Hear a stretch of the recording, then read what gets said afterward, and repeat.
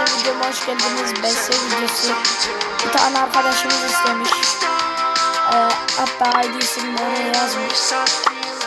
Arkadaşlar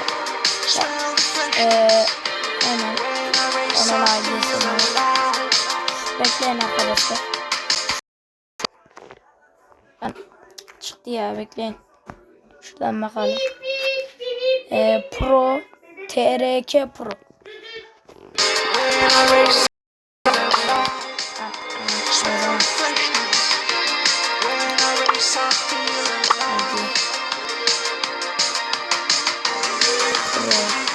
Evet arkadaşlar. Evet kardeşim. Sana yolladım davet. 13 dakikaymışsın. Ben de yükselsin. Ben 3 dakikayım.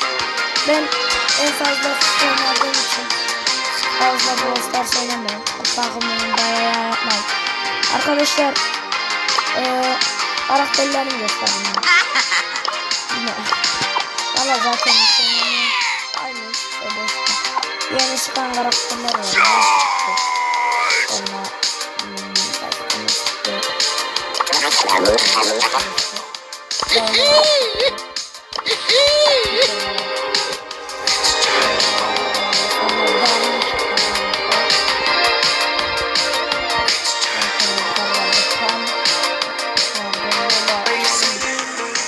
Max'ı aldım arkadaşlar.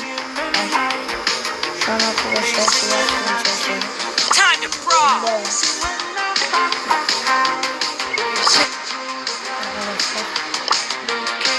Arkadaşlar yani